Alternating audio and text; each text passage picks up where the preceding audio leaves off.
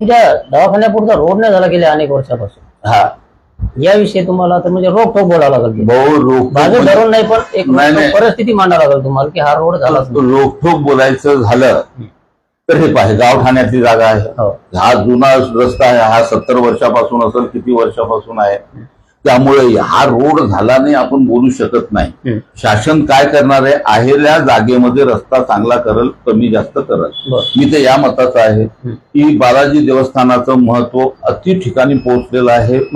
भारतभरचे लोक येतात, राज्यातले येतात, किती लोकांच्या गाड्या मी इथून परत पाठवतो। बरोबर, बिचारा इनोवा गाडी येतो, म्हणलं साहेब वरती समोर गाडी जाणार नाही, आपण गाडी ओळखून घेतो, दर्शनाला आलेले लोक आहे आणि त्यांना तिकडून पाठवतो। मी तो म्हणतो बा शासनानं ज्याप्रमाणे शेगाव पंढरपूर वगैरे यांचा कॉरिडॉरचा कार्यक्रम घेतला तसाच आपण बालाजी संस्थांचा कार्यक्रम घेण्याचा प्रस्ताव द्यावा।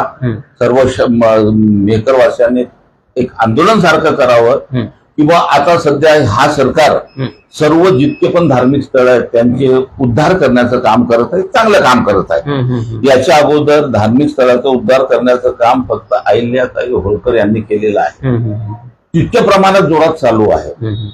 आपले योग आले तर आपलं बालाजीचे उद्धार होऊन जाईल, त्या माध्यमात नदी काठाचे दुरुस्त होऊन जाईल आणि त्यामध्ये हा रस्ता दुरुस्त व्हावा।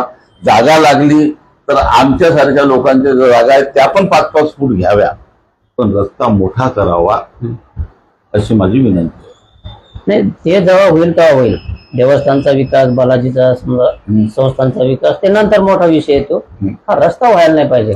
कारण खड्डे आहे बाबा, समजते मला, समजते गाडी आणताना असं माणूस गाडी तर म्हणजे तुम्हाला जे समजतं या कपड्याच्या दुकानाचे तिथं किती मोठा खड्डा आहे, मग हे छोट्या छोट्या गोष्टी येत नाही।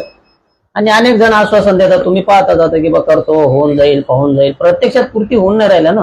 हे पहा, एक आपण कॉमन मॅन आहोत, ठीक आहे, मी भारतीय जनता पार्टीचा असलो तरी मी एक सामान्य माणूस आहे, कॉमन मॅन आहे। कॉमन मॅन हा फार मोठं काही करू शकत नाही, बिचारा फक्त सांगू शकतो, शेवटी घ्यायचे निर्णय।